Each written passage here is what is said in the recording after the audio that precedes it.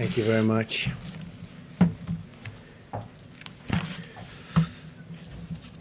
So, nice to be with you. America continues to gain ground in the war against the virus. I want to thank the American people for answering the call, following our guidelines, and making the sacrifices required to overcome this terrible threat. More aggressively, we commit to social distancing. So important. Social distancing, such an important phrase. And we do it right now. The more lives we can save, and the sooner we can eventually get people back to work, back to school, and back to normal. And there are large sections of our country probably can go back much sooner than other sections. And we're obviously looking at that also. People are asking, is that an alternative? I say, absolutely, it is an alternative. I have now approved major disaster declarations for New York, California, Washington, Iowa, Louisiana, Texas, and Florida. That has great significance, as you know, and legal significance. We're in a constant grouping, and I can say this, we have a large grouping of people that does nothing but communicate with the various officials, including we've been spending a lot of time with New York officials because that really is by far the hottest spot. They've got a number of very tough weeks ahead of them. The governor's doing a very good job. I spoke to the governor, Governor Cuomo, last night and this morning, and he mentioned that in his remarks that he's using that we are using, and I think he feels, because he understands negotiation, he thinks we're using very appropriately the Defense Production Act, and we're using it where needed. It's a great point of leverage. It's a great negotiating tool. But I will tell you, there's tremendous spirit from people and tremendous spirit with respect to these companies. And I don't have to use it very much at all. They want to do it. As you know, General Motors is involved, Ford's involved, 3M's involved, others are involved, and they're all working very hard to produce all different products. We had very little product when we came. We built it up, and we give it away as fast as we can to the different states. We're also, as you know, building numerous hospitals and medical centers throughout certain areas. In New York, it's at the convention center, the Javits Convention Center. We're doing 4 hospitals, and we're doing throughout the state 4 medical centers there, somewhat different. I want you to know that I'm doing everything in my power to help the city pull through this challenge. I'm working very hard in New York. It's really, by far, our biggest problem. Maybe it will be, maybe it won't be. But there's a lot of good, capable people working on it with us, and our teams are working very well with the state representatives. We're also doing some very large testings throughout the country.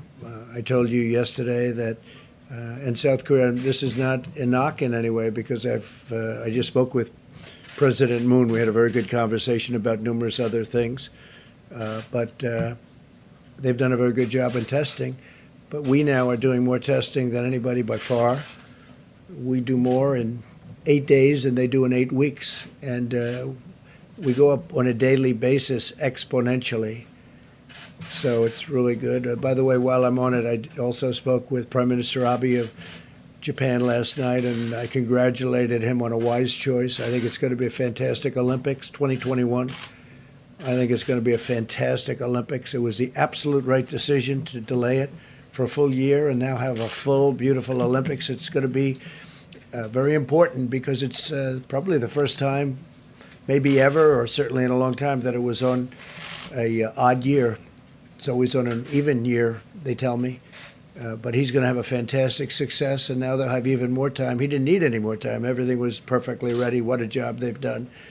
But Japan, I want to congratulate Japan, the IOC, and Prime Minister Abe on a great decision. I think it's going to be a fantastic Olympics. I told him I'll be there.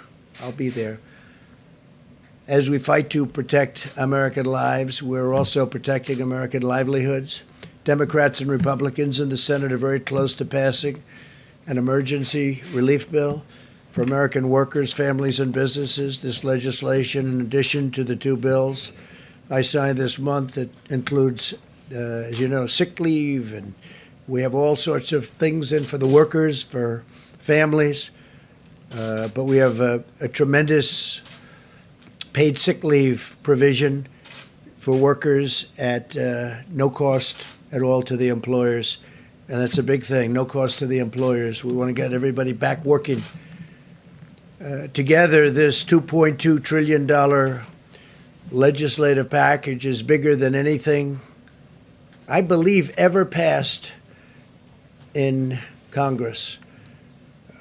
Perhaps, relatively speaking, if you go back, look during the FDR New Deal days, there was something that if you time value it, you could say it was bigger. I don't know. But this is certainly, in terms of dollars, by far and away the biggest ever done. And that's a tremendous thing, because a lot of this money goes to jobs, and families. The Senate bill, as you know, includes $350 billion in job retention loans for small businesses, with loan forgiveness available for businesses that continue paying their workers. They continue paying their workers. That's what we want. We want them to keep their workers and pay their workers. This will help businesses keep workers in the payroll and allow our economy to quickly accelerate as soon as we defeat the virus. $300 billion in direct cash payments will be available for every American citizen earning less than $99,000 per year. That would be $3,400 very quickly for the typical family of four. Nothing like that's ever been done in our country. Up to $250 billion in expanded unemployment benefits. The average worker who has lost his or her job will receive 100% of their salary for up to 4 full months.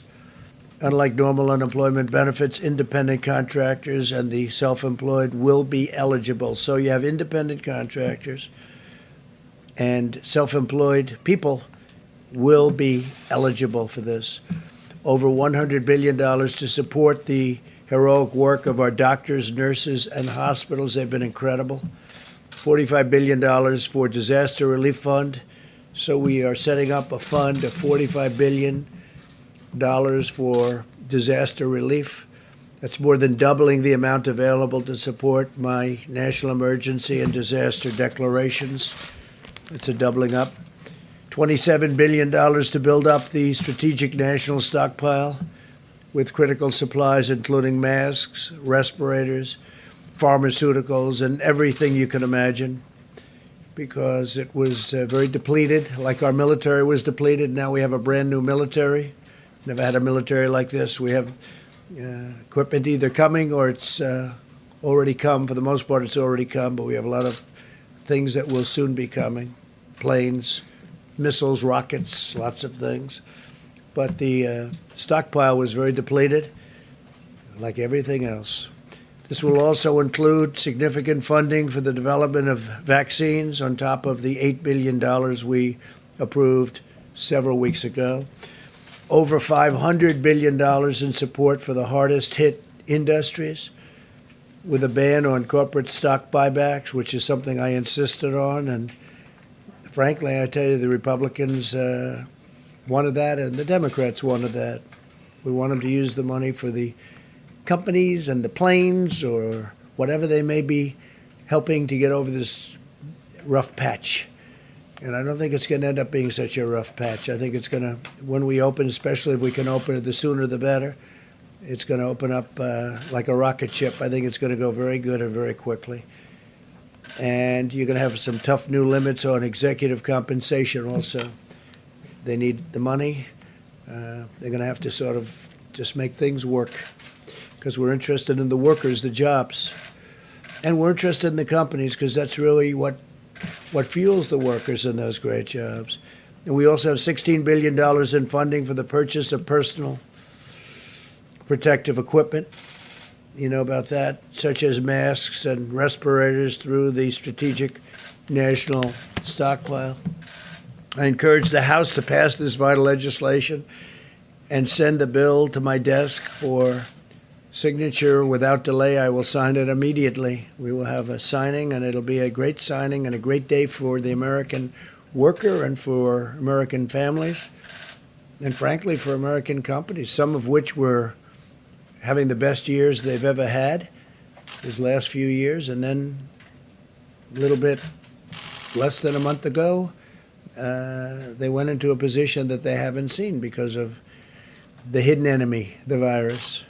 Earlier today, I spoke to the leaders of many of America's amazing nonprofit organizations. I thank them for their unwavering devotion to American people, to American families, to our nation.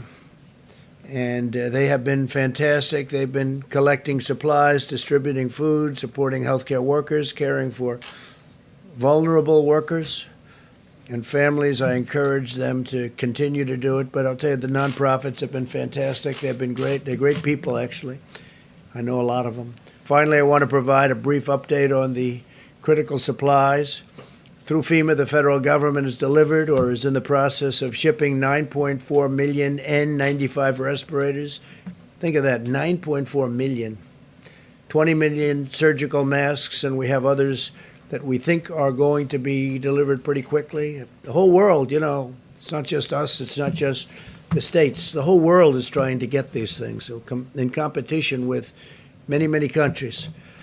I believe today you broke the 150 mark for the virus. We have 150 countries, over 150 countries where you have this virus.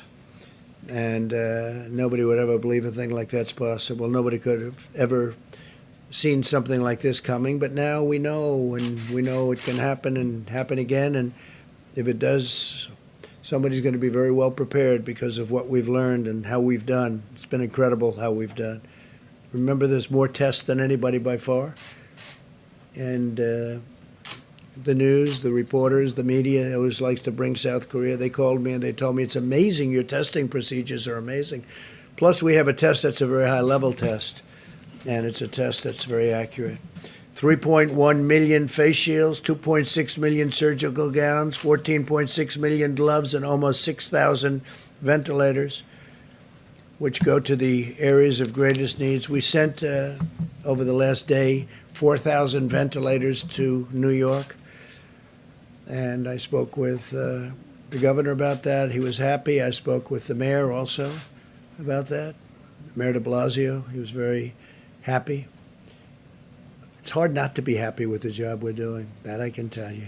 Throughout this national emergency, everyday heroes continue to step forward and demonstrate the extraordinary character of our nation, including the people behind me. By the way, these people are amazing. They are amazing people, and they become, I don't know, maybe I should just speak for myself, but to me, they become friends. Maybe they don't like me. Maybe they don't. Maybe they do. I don't know. All I can tell you is they're talented people. They work very hard. In Maryland, a 7-year-old boy used his own birthday money to buy meals for dozens of senior citizens. In Nevada, a college student recruited 90 of her friends to help deliver groceries and supplies to the most vulnerable. This is happening all over the country, thousands and thousands of instances. I could stand up here all day and tell you about other things. In Minnesota, hundreds of medical students have volunteered to provide child care for hospital workers, helping to keep our doctors and nurses on the front lines, fighting to save lives. These inspiring Americans remind us that we all have a role to play in winning this great national battle, and it's really a worldwide battle. We're dealing with other nations all the time. The people here are, I am a little bit, I take calls from a lot of people. They're in trouble. A lot of countries are in big trouble. So now we will hear from our great Secretary of the Treasury. He's been working rather hard, I will tell you. Steve Mnuchin is a fantastic guy, and he loves our country, and he's been dealing with both sides, Republican and Democrats. He sort of lived over in that beautiful building. It's a very beautiful building. To me, one of the most beautiful buildings actually in the world, and he's gotten to know it Steve, very well. So if we could have a little update, Steve, would be fantastic as to how we're doing and what it's looking like. Thank you. Thank